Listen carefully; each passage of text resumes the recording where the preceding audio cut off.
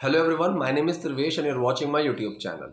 आज सुबह ही मेरे पास एक कॉल आया मेरे सब्सक्राइबर का और उन्होंने मुझसे बोला कि सर छोटे छोटे जो सेंटेंसेस होते हैं ना, एक एक वाक्य वाले, वो तो मैं बना लेता हूँ, लेकिन जब बात आती है बड़े सेंटेंसेस जिसमें 2-3 लाइंस हैं, वहां पे मुझे प्रॉब्लम आती है। तो मुझे स्टार्टिंग में तो लगा हो सकता है कि एंड, दैट, इन, ऑन, इन सब में प्रॉब्लम हो, लेकिन फिर बात करते करते पता चला कि इनकी भी प्रॉब्लम ये नहीं है, मतलब उनको इन चीज़ों के बारे में पता है। फिर क्या प्रॉब्लम हो सकती है? फिर धीरे धीरे मुझे एक्चुअल में उनकी प्रॉब्लम समझ में आई और फिर मैंने ये चीज़ सोची कि ये जो चीज़ है, ये बहुत लोगों के साथ हो सकती है, क्योंकि कई बार मुझे आप लोगों से ही पता चलता है कि आप लोग जो प्रॉब्लम फेस कर रहे हो वो ऑब्वियसली और भी लोग फेस कर रहे होंगे। ठीक है, अब ऐसी चीज़ों को ना जहाँ पे मैंने रियलाइज़ किया ही नहीं, मतलब मुझे वो चीज़ पहले पता ही नहीं है, मुझे आपसे बात करके, किसी से बात करने के बाद मुझे वो चीज़ लगी कि अच्छा ये प्रॉब्लम है। उस चीज़ के सॉल्यूशन निकालने के लिए पहले मुझे प्रॉब्लम समझनी पड़ती है, फिर उसके सॉल्यूशन निकालने पड़ते हैं, और सॉल्यूशन भी ऐसे जो बाकी कहीं और आपको ना दिए गए हों। मैंने खुद इस चीज़ के सॉल्यूशन के चक्कर में 2-4 वीडियोस देखी, गूगल पे देखा, क्या किया कि साइकोलॉजिकल कुछ क्या होगा, क्या चीज़ें नहीं होंगी, लेकिन मुझे एक्चुअल में कुछ समझ में नहीं आया। हर जगह ये है प्रैक्टिस प्रैक्टिस प्रैक्टिस प्रैक्टिस। यार ये तो सबको पता है कि प्रैक्टिस, वो तो मैं भी बोलता हूँ, हमेशा हर वीडियो में बोलता हूँ कि प्रैक्टिस करनी है, प्रैक्टिस के बिना तो नहीं होगा। आप साइकिल चलाना भी अगर सीखते हो तो कैसे आती है? प्रैक्टिस से आती है। कोई भी नया काम हो कैसे आता है? प्रैक्टिस से आता है। कोई भी काम हो, ब्रश करना, नहाना, ये सब चीज़ सब प्रैक्टिस में है, लेकिन इनकी बहुत ज़्यादा प्रैक्टिस हो चुकी है। जब फर्स्ट टाइम आपने ब्रश किया होगा तब उस टाइम पे हो सकता है कि ठीक से ना हो, आज आप अच्छे से करते हो।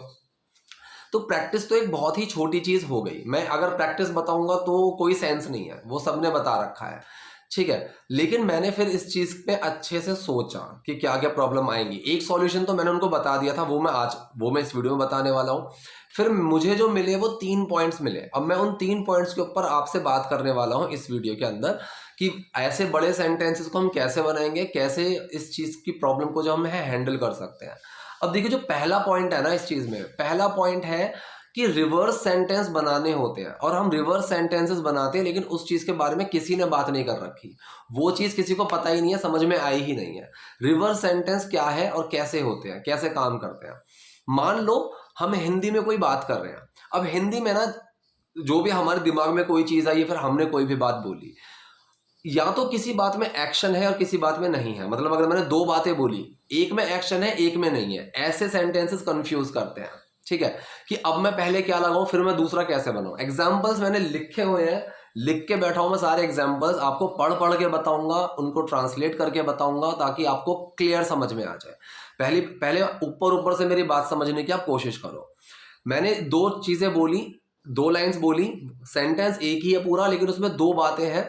एक एक्शन इंक्लूड कर रहा है, एक एक्शन इंक्लूड नहीं कर रहा है, ऐसे सेंटेंस कंफ्यूज करते हैं, वो मैं आपको बताऊंगा। ठीक है, दूसरा, हम एक्शन को आगे लगाएं पीछे लगाएं, वो वाली चीज में कंफ्यूजन होती है। अब देखो सेंटेंस पे आते हैं, सीधा एग्जांपल पे मैं आता हूं, आपको अच्छे से समझ में आएगा। जैसे कि मान लीजिए आपके दिमाग में एक लाइन आई, या फिर आपने लाइन बोलनी है, कोई दिक्कत हो तो मुझे बता देना, या फिर कोई दिक्कत हो तो मुझे बताना। ठीक है, अब जब इस सेंटेंस को अगर कोई भी ऐसा इंसान है जिसने ज्यादा प्रैक्टिस नहीं की हुई है, ठीक है, वो ऐसी जगह पे हल्का सा कंफ्यूज होगा। जिसने थोड़ी प्रैक्टिस की हुई है ना, उसके दिमाग में सबसे पहले एक्शन वाला आएगा और फिर विदाउट एक्शन वाला आएगा। हो सकता है कि जिनकी ज्यादा प्रैक्टिस हुई हो वो सीक्वेंस में बना दे, लेकिन इसको हमें रिवर्स करना चाहिए। ठीक है, रिवर्स अगर करोगे तो सेंटेंस आपको अच्छे समझ में आएगा। जैसे मैंने बोला, कोई दिक्कत हो तो मुझे बताना, तो मतलब मुझे बताना अगर कोई दिक्कत हो तो। So tell me if there is any problem, tell me if you face any problem, tell me if you are in any problem. ठीक है, तो जो टेल मी मैंने बोला वो मैंने इंग्लिश में एक्शन वाला सेंटेंस पहले लगा दिया, बाकी जिसमें एक्शन नहीं है, स्टेट वाला है, वो मैंने बाद में लगाया है। समझ में आई ये चीज? जैसे कोई दिक्कत हो तो मुझे बताना, तो मुझे बताना ये एक्शन है, बताना यहाँ पे एक्शन है। कोई दिक्कत हो तो, या फिर तुम किसी परेशानी में हो तो, ये एक्शन नहीं है। सो जो एक्शन वाला है ना उसको पहले लेकर आ जाओ, रिवर्स कर दो। सो टेल मी, मुझे बताओ अगर कोई परेशानी हो तो, tell me if there is any problem. अगर आप इस तरीके से करोगे तो देखना आपकी कंफ्यूजन बहुत कम हो जाएगी इस चीज को लेके। बना मैं इसको ऐसे भी सकता हूं, if there is any problem just tell me, लेकिन ये चीज बोलने के लिए थोड़ा प्रैक्टिस चाहिए होगी, टाइम लगेगा। फिलहाल के लिए और सेंटेंसेस मैं आपको बताऊंगा जहां पे सेम सिनेरियो आपको देखने को मिलेगा और जहां पे आपको सेम चीज ही फॉलो करनी है। दूसरा सेंटेंस मैंने लिया, अगर तुम नहीं आए तो मुझे बुरा लगेगा। ठीक है, अगर तुम नहीं आए तो मुझे बुरा लगेगा। तो यहां पे मैं इसको रिवर्स करूंगा कि मुझे बुरा लगेगा अगर तुम वहां नहीं होगे, तुम वहां नहीं आए। ठीक है, अगर ऐसा नहीं हुआ, सो आई विल फील बैड, मुझे बुरा लगेगा इफ यू डोंट कम, अगर तुम नहीं आते हो। ठीक है, तुम नहीं आए, फ्यूचर का अगर सेंटेंस होता है और इफ लगा हुआ है तो वो प्रेजेंट इंडेफिनिट में बनता है। ये चीज मैंने कई बार बताई है। ठीक है, तो मैंने इसको रिवर्स कर दिया कि आई will feel bad if you don't कम। ठीक है, अगर तुम नहीं है तो मुझे बुरा लगेगा। सेंटेंस ही ऐसे ही बन सकता था, if you don't come then I will feel bad. लेकिन बड़ा जो सेंटेंस आ जाए आप कोशिश करो उसको रिवर्स कर दो। ठीक है, जैसे मैंने ये लाइन बोली कि कोई बड़ा सेंटेंस आए तो उसको रिवर्स कर दो। तो यहां पे एक्शन क्या है, रिवर्स करना। कोई अगर बड़ी लाइन आई इसमें कोई एक्शन नहीं है, सो इस लाइन को भी अगर मैं बोलूंगा, so just reverse it, just reverse the line when ever you feel confused, कि जब भी तुम कंफ्यूज हो। ठीक है, सो इस लाइन के अंदर भी मैंने एक्शन को पहले ले लिया। अगर मैं वैसे बोलूं कि whenever you are confused in any line just reverse that sentence, तो ये बोलने के लिए थोड़ी मेहनत लगेगी, लेकिन अगर आपको उसको इजीली, कंफ्यूजन अगर होती है तो रिवर्स करना सीखो बड़े सेंटेंस में। अपने दिमाग में सोचना बाद में इस वीडियो के, और बड़े सेंटेंस कुछ लेना, फिर देखना रिवर्स करके उस सेंटेंस को बनाना, वो चीज आपको ईजी लगेगी। ठीक है, रिवर्स करके बनाना, वो चीज आपको इजी लगेगी। इस सेंटेंस को भी बना के देखो, so you will feel easy, you will feel it easy, you will find it easy. ठीक है, you will not find it hard if you reverse the sentence. ठीक है, तो हिंदी में मैंने कैसे बोला और जो मैंने इंग्लिश में बोला वो उसका उल्टा है, वो रिवर्स है। एक सेंटेंस देखो मेरे पास यहाँ पे है, जब वो परेशान था तब मैंने उसकी मदद की। ठीक है, मतलब मैंने उसकी मदद की जब वो परेशान था। ये सेंटेंस ज्यादा इजी लगेगा कि मैंने उसकी मदद की जब वो परेशान था। हिंदी में हम बोलते इस तरीके से, भाई जब वो मुसीबत में था ना तो मैंने उसकी मदद की थी, आई हेल्प्ड हिम। ठीक है, आई helped him when he was in trouble, when he was facing bad time, when he was going through a bad phase. ठीक है, सो इस तरीके से बोलेंगे। अगर मैं इसको वैसे बोलूंगा सीधा सीधा ही कि जब वो बुरे वक्त में था मैंने उसकी मदद की, so when he was going through a bad face I helped him. तो ये सेंटेंस जो है ना, ये आपको थोड़ा कंफ्यूज करेगा। सिंपल सा आप उसे रिवर्स कर दो कि जब वो बुरे वक्त में था मैंने उसकी मदद की, तो आई helped him when he was in a bad phase. तो इस चीज का ना, इसका एक साइकोलॉजिकल फर्क पता क्या पड़ता है? साइकोलॉजिकल फर्क इसमें ये है, जब मैंने जो सेंटेंस हिंदी पे खत्म किया ना, इंग्लिश में जब मैं वो शुरू कर रहा हूं, तो हिंदी की जो लास्ट लाइन है ना, मुझे वो बनाने में ज्यादा इजी होगा, इंस्टेड ऑफ कि मैं सोचूं कि इस लाइन में मैंने पहले क्या बोला था, उसको फिर मैं इंग्लिश में पहले बनाऊंगा। तो ये थोड़ी सी आपको चीज कंफ्यूज करेगी। तो इससे अच्छा है जहां पे आपने इंग्लिश में खत्म, हिंदी में खत्म किया है, इंग्लिश में अगर आप वहां से सोचोगे, वहां से करोगे, तो वो जो लास्ट लाइन होगी ना इंग्लिश की, सॉरी हिंदी की जो लास्ट लाइन होगी जो आपने बोली है, उस लाइन का सेंटेंस इंग्लिश में पहले बनाना आपको ज्यादा इजी लगेगा। तो ये जो छोटा सा पॉइंट था ना, शायद समझने में आपको दिक्कत आई हो, या फिर आप ध्यान से समझने की कोशिश करो कि हिंदी में कोई भी लाइन जब मैंने लास्ट में बोली, अगर मैं जैसे इंग्लिश पे कूदने वाला हूं या फिर इंग्लिश में बोलने वाला हूं, हिंदी में मैंने कोई लाइन सोची, इंग्लिश में आने वाला हूं, तो जो मैंने सबसे लास्ट में सोचा है उसको अगर मैं पहले बनाऊंगा तो वो मुझे बहुत ज्यादा अपना कंफर्ट जोन देगा। ठीक है, so that will give me a comfort zone if I think like that. तो मैंने जब हिंदी में लास्ट में खत्म करा, वो अपना कंफर्ट जोन देगा। ठीक है, तो मैंने यहां से इंग्लिश से ही शुरू कर दिया। ठीक है, कि that thing will give me a comfort zone. ठीक, एक और सेंटेंस मैं इसी में आगे ऐड करते हुए बताता हूं आपको। कुछ भी हो जाए मैं उससे बात नहीं करूंगा। ठीक है, कुछ भी हो जाए मैं उससे बात नहीं करूंगा। तो एक्शन, मैं उससे बात नहीं करूंगा चाहे कुछ भी हो जाए, इसको ऐसे बनाओ, so I will not talk to him no matter what happens. Simple. ठीक, तो ये इजी लगा, no matter what happens I am not going to talk to him या फिर I will not talk to him. तो ये चीज ना थोड़ा सा कंफ्यूज कर सकती है। Instead of doing this, start reversing your sentences and you will feel that yes now I can make sentences. आप जैसे पहले बनाते थे और अब बना रहे हो, उसमें खुद फर्क दिखेगा। लास्ट वाला सेंटेंस यही था ना, कुछ भी हो जाए मैं उससे बात नहीं करूंगा। तो लोगों का दिमाग कहां अटक जाएगा, कुछ भी हो जाए पे कि पहले तो मुझे कुछ भी हो जाए के लिए बोलना है। ये चीज कंफ्यूज करेगी। इसकी जगह आप पहले ये तो बनाओ कि मैं उससे बात नहीं करूंगा, ये तो ईजी है ना। So I will not talk to him no matter what happens. ठीक है, सिंपल है, कुछ भी मुश्किल नहीं है इस चीज में। तो पहला जो मेरा पॉइंट था, पहला पॉइंट था भाई रिवर्स करना सीखना है आप लोगों को, कि रिवर्स सेंटेंस को कैसे किया जाएगा। ठीक है, तब आपको वो इजी लगेगा। देखो दूसरा मेरा पॉइंट है तोड़ना। ये चीज तो मैं आपको मोस्टली हर वीडियो में, जो मेरी सबटाइटल की वीडियोस हैं उनमें तो मैं, मेरा मेन एजेंडा ही ये है कि मैं आपको तोड़ना सिखाऊं। क्योंकि जो हम बातें बोलते हैं या फिर जो हम बातें सुनते हैं, जिस तरीके से हमारे बातें दिमाग में आती हैं, उस तरीके से हमने सेंटेंस बनाने नहीं सीखे होते हैं। हमने सेंटेंस बनाने सीखे होते हैं बहुत सिंपल तरीके से। उसमें क्या होता है, हम पहचान को रट लेते हैं। अब जब हम पहचान रट लेते हैं ना, और जब हम रियल वर्ड में आते हैं, तो कुछ चीजें तो होती हैं जो हम उसी तरीके से बोल रहे हैं। जैसे मैं कल दिल्ली जाऊंगा, ठीक है, वो नहीं खेलता है। ये चीज तो सिंपल हो गई कि हाँ, यहाँ तो मैं उसको रिलेट कर पाऊंगा जो मैंने सीखा है कि हाँ, ता है, ती है, आ रहा है, रहा है, रही है, गा है, गी है, वो चीजें आ रही हैं। लेकिन जब कुछ ऐसा होता है कि जहाँ पे मैं रिलेट ही नहीं कर पा रहा हूँ, वहां पे हमें प्रॉब्लम आती है। वहां पे हमें समझ में ही नहीं आता है कि अब ये सेंटेंस कैसे बनेगा। ठीक है, तो उस चीज के लिए भी जो मैंने तोड़ने वाली बात कही है कि तोड़ना आपको आना चाहिए, सो उस चीज के लिए भी मैं आपको पॉइंट बताता हूं। जैसे एक लाइन आई, तेरे बस की उसे पीटना नहीं है। मैंने ये बोला कि तेरे बस की उसको पीटना नहीं है।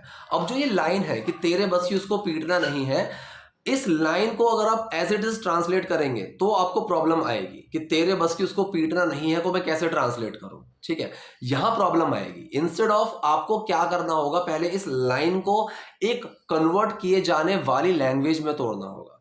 जब तक आप वो चीज नहीं सीखोगे ना, तब तक प्रॉब्लम आएगी। अब जैसे ही आपने इस लाइन को उस एक कन्वर्टेबल लैंग्वेज में, कन्वर्टेबल सेंटेंस में तोड़ा, तब आपको समझ में आएगा। अब जैसे ये सेंटेंस है, तेरे बस की उसको पीटना नहीं है, तो जब भी मैंने बताया हुआ है कि हम कोई ताकत, कोई क्षमता, कोई बस की वो वाली बात कर रहे हो, तो वहां पे कैन का यूज होता है। ठीक है, कैन के यूज और भी होते हैं परमिशन के लिए ऐसे, लेकिन फिलहाल मैं बता रहा हूं कि जहां पे हम ऐसी चीजों की बात करते हैं ना, वहां पे कैन का यूज होगा। तो ये सेंटेंस को हम पहले ये रखेंगे, तेरे बस की उसको पीटना नहीं है, मतलब तुम उसको नहीं पीट सकते, you can not beat him, तब ये सेंटेंस बनेगा। अगर एज इट इज चले जाओगे पीछे बनाने के लिए कि तेरे बस की उसको पीटना नहीं है, मैं तो इसी को बनाऊंगा, तब आप सोचोगे भाई इसको बस की, इसको इसके लिए मैं क्या यूज करूं। ठीक है, सो कोई भी इस तरीके का आपके दिमाग में सेंटेंस आता है, तो पहले तो उसको अपनी कन्वर्टेबल लैंग्वेज में आपको ट्रांसलेट करना आना चाहिए। Then you can make, you can translate that sentence into English. Next, इसी के अंदर एग्जांपल, इसी के अंदर ही तोड़ने वाले पॉइंट के अंदर ही एग्जांपल है। जैसे मैंने पूछा, कुछ खो दिया है क्या तुमने। ठीक है, अब मान लो मेरे सामने कोई इंसान है जो कुछ ढूंढ रहा है, और मैं उसको पूछूं कुछ खो दिया है क्या तुमने, इसको इंग्लिश में बनाओ, कंफ्यूज हो जाओगे। कुछ खो दिया है क्या तुमने, ये तो ने पे खत्म हो रहा है, ये कौन सा सेंटेंस है। यही प्रॉब्लम है। अब हमें करना क्या है, पहले इस सेंटेंस को अपने माइंड में एक कन्वर्टेबल लैंग्वेज के अंदर तोड़ना होगा। लोग ये बोलते हैं सीधा इंग्लिश में सोचो, सीधा इंग्लिश में सोचो। अब जो वर्ड या फिर जो लाइन आपके दिमाग में आ रही है, जब तक आपको उस लाइन ही समझ में नहीं आएगी कि इसको इंग्लिश में किस उसमें तोड़ना है, तब तक कैसे आप उसको ट्रांसलेट करोगे। तो पहले तो आपको वो लाइन समझनी होगी। ये प्रोसेस स्टार्टिंग के लिए बहुत ज़रूरी है, बाद में आपको धीरे धीरे खुद ही समझ में आएगा, क्योंकि तब आपका जो सबकॉन्शियस माइंड है ना, वो इस चीज़ के लिए ट्रेन हो जाएगा कि मैं इस बात का सेंस समझ सकूं, इस बात की फीलिंग को समझ सकूं कि किस चीज़ की बात चल रही है। कोई चीज़ ताकत की बात चल रही है, परमिशन की बात चल रही है, कोई चीज़ हो गई पास्ट में, उसका इम्पैक्ट अभी है, उसकी बात चल रही है, कोई चीज़ पास्ट में हुई और उसका इम्पैक्ट खत्म हो चुका है। तो ये अलग अलग सेंटेंसेस होते हैं। मैं हर अपनी क्लास में जब भी सेंटेंस आपको समझाता हूं, मैं उसका एक पहचान बताता हूं कि इसकी जो पहचान, जो सेंस है, जो फील है, वो क्या है। वो फील आपको जब समझ में आ जाएगी, वो फील आपके अंदर आ जाएगी, then you don't have to think about these things, तब आप आराम से बना लेंगे। But for a initial stage, for a initial point, you would have to think. ठीक है, तो यहाँ पे ये जो सेंटेंस है, तो कुछ खो दिया है क्या तुमने, तो ये सेंटेंस हम पहले तोड़ेंगे। क्या तुमने कुछ खो दिया है, तो ये एक सवाल पूछा जा रहा है, और वो भी अब समझ में आया कि या है, जी है पे खत्म हो रहा है, मतलब ये प्रेजेंट परफेक्ट का सेंटेंस बनेगा। सवाल पूछा जा रहा है जिसका जवाब मैं हाँ या ना में दे सकता हूं। कुछ खो दिया है क्या तुमने, क्या तुमने कुछ खो दिया है, क्या तुम कुछ खो चुके हो। So have you lost something, अब बनाना, हैव यू लॉस्ट समथिंग, ये चीज अब सेंटेंस बना। नेक्स्ट, इसी के अंदर एग्जांपल, अब मैंने बोला अभी तो कुछ दिमाग में नहीं आ रहा है। ठीक है, अगर जैसे कि मैं आप लोगों को बोलूं कि एक सेंटेंस बताओ, ऐसा सेंटेंस बनाओ, और आपको बोल रहा हूं सर अभी तो कुछ नहीं आ रहा दिमाग में। अब इस सेंटेंस को बना के दिखाओ कि अभी तो कुछ दिमाग में नहीं आ रहा है। अगर आप रटने वाली चीज पे जाओगे तो आप दो गलतियां करोगे। पहली गलती रहा है, रही है, कि सर ये तो प्रेजेंट कॉन्टिन्यूअस सेंटेंस में बनेगा, बन जाएगा, लेकिन सिंपल तरीका भी बताता हूँ और प्रेजेंट कॉन्टिन्यूस का भी तरीका बता दूंगा, ठीक है। इस चीज को राह रही है मैं सोच के अगर आप पहचान रट के बैठे हो तो राह रही है पे अटक जाओगे। सेकंड, आना। सर कम आएगा, मतलब कम का तो यूज होगा, और कम इसमें दूर दूर तक नहीं आएगा, ठीक है। कम इसमें आ सकता है लेकिन बहुत अलग तरीके से, ठीक है। तो इस समय तो कुछ दिमाग में नहीं आ रहा, मतलब मैं इस समय कुछ नहीं सोच पा रहा हूं, मतलब मैं इस समय नहीं कुछ सोच सकता हूं। So I can not think anything at this point, ठीक है। अब दूसरा तरीका, I am not able to think anything at this point, ठीक है। तीसरा, अगर आप इसको प्रेजेंट कॉन्टिन्यूस में देखोगे, so nothing is coming in my mind as of now, ठीक है। तो ये जो चीज है ना, आपको सेंस समझ लोगे यार, दिमाग में अभी कुछ नहीं आ रहा, ठीक है। So nothing is coming in my mind as of now, ये थोड़ा सेंटेंस ना अजीब लगेगा, खुद को भी अजीब लगेगा बोलते हुए और सुनने वाले को भी अजीब लगेगा। आप सिंपल सा बोल सकते हो यार, आई can not think of anything right now, अभी कुछ सोच ही नहीं पा रहा हूं किसी चीज के बारे में, ये सेंटेंस है। सो इंस्टेड ऑफ रनिंग इस चीज के पीछे कि मैं टिपिकल बिल्कुल हिंदी जैसी बोली गई है, जैसा मेरे हिंदी में दिमाग में आ रहा है, मुझे एक एक चीज वैसे ही ट्रांसलेट करनी है, अगर आप इस चीज के पीछे भागोगे, मार्क माय वर्ड्स, आप कंफ्यूज रहोगे, आप इस चीज पे नहीं बोल पाओगे। बहुत सारे सेंटेंसेस ऐसे होते हैं कि जहां पे हमें सेंस समझना होता है, जहां पे हमें चीजों की छोटी छोटी बारीकियां समझनी होती हैं। ये दीवार है पीछे, मैं इसको बोलूं कि दीवार पेंट हुई है, दीवार में पेंट हो रखा है, ठीक है। तो ये दिस वॉल इज पेंटेड, ये चीज का मैंने सेंस अपनी वीडियोस में कई बार बताया। कोई चीज हुआ वहां पे उसकी फॉर्म चेंज हो जाती है, ठीक है। तो ये छोटे छोटे से जो पॉइंट्स है ना, ये भी आपको समझने होंगे। सबटाइटल वाली जो मेरी वीडियोस है, जब मैंने बनानी शुरू की थी ना सबटाइटल की वीडियोस, मैंने पता है क्यों बनानी शुरू की थी, क्योंकि मेरे पास टाइम कम था। तो मैं आते जाते कहीं पे भी, मेट्रो में, ऑटो में, उनके सबटाइटल लिख लिया करता था, फिर रात को कैसे भी मैं उसको वॉइस ओवर करके वीडियोस को अपलोड किया करता था। तो स्टार्टिंग में मुझे ये चीज लगती थी कि शायद ये इतनी यूजफुल ना हो, मुझे नहीं लगता कि शायद इतनी यूजफुल होगी या नहीं होगी। लेकिन अब जब मैं बना के, मतलब इतनी सारी वीडियोस बना दी है मैंने, ऑलमोस्ट 178 वीडियोस बनाई हैं सबटाइटल वाली ही, ठीक है। जब मैंने इतनी वीडियोस बना दी हैं तो मैं इस चीज के ऊपर श्योर हूं, अगर कोई बंदा इन वीडियोस को ध्यान से देखता रहे, इन्हीं वीडियोस के छोटे छोटे कॉन्सेप्ट्स को समझता रहे, उसको बहुत आ जाएगा, बहुत बोलना आ जाएगा। मुझे खुद छोटे छोटे से ऐसे पॉइंट्स हैं जो मुझे खुद बाद में रियलाइज हुए कि मैं भूल चुका था, मैंने कभी पढ़े थे, मैंने सीखे थे। वो चीज़ मुझे, मेरा एक रिवीजन हुआ है उस चीज़ में, मुझे वो चीज़ें थोड़ी पक्की हुई हैं। तो जब मैं अपने अंदर सोच रहा हूँ कि ये चीज़ तो मेरे लिए भी थोड़ी हेल्पफुल है, तो आपके लिए तो होगी, बहुत होगी, ठीक है। तो 2 पॉइंट्स मैंने यहाँ क्लियर कर दिए। अब जी तीसरा पॉइंट, जो शायद मैंने एक कल वाली वीडियो में भी आप लोगों से डिस्कस किया था, कि वर्ड्स नहीं आते हैं दिमाग में, ठीक है। तो ये सेंटेंस के अंदर भी प्रॉब्लम हो सकती है कि आप लंबा सेंटेंस बना रहे हैं तब भी प्रॉब्लम हो सकती है। तो इस चीज के लिए मैंने बोला था कि सब्स्टिट्यूट, ऑल्टरनेटिव्स यूज करने आने चाहिए। कोई अगर आपके दिमाग में वर्ड नहीं आ रहा है तो मत बोलो ना उस वर्ड को, चुप रहने की जगह यू सी, ऐसे गैप फिलर्स यूज करने की जगह कर सकते हो गैप फिलर्स भी यूज, लेकिन वो हर बार अच्छे नहीं लगेंगे। Instead of using these gap fillers आप एक काम कर सकते हो, you can use substitutes of those words, ठीक है। वो क्या है, अब जैसे कि मान लीजिए मुझे किसी को बोलना है कि यार ही इज वेरी शाय। अब ऐसा अगर मेरे दिमाग में शाय वर्ड ही नहीं आया, he is very, you see, what do you say, ये चीज अच्छी नहीं लगेगी। सो जैसे ही मैंने बोला ही इज वेरी, और मुझे समझ में आ गया कि भाई कि अब मुझे वर्ड नहीं आ रहा है, सो मैंने सिंपल से अपने बात को चेंज कर दिया।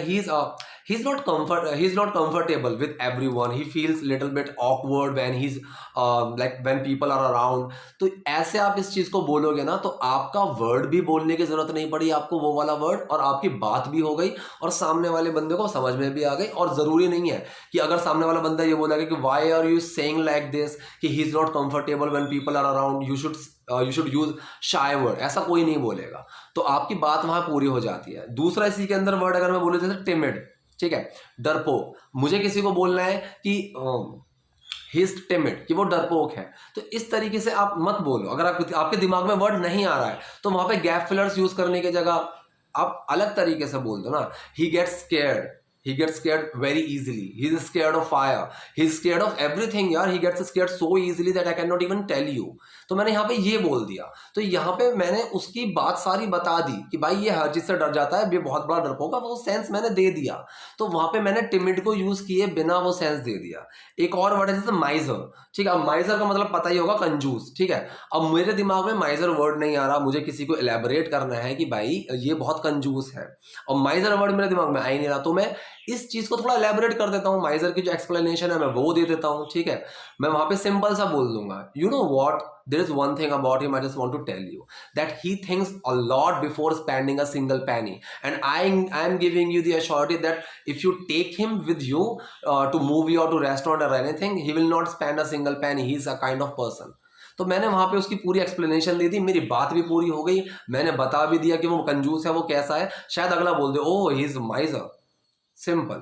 तो यहाँ पे ऐसा जरूरी नहीं है कि अगर आपके दिमाग में कोई वर्ड नहीं आ रहा है तो मुझे वो वर्ड ही लगाना है। आप इस चीज को थोड़ा सा घुमा के बोल सकते हैं, अपनी बात को पूरा करके बोल सकते हैं। तो देखो मैंने यहाँ पे आपको 3 पॉइंट बताए। सबसे पहला पॉइंट तो मैंने आपको यही चीज बताया कि आपको सेंटेंस को रिवर्स करना आना चाहिए।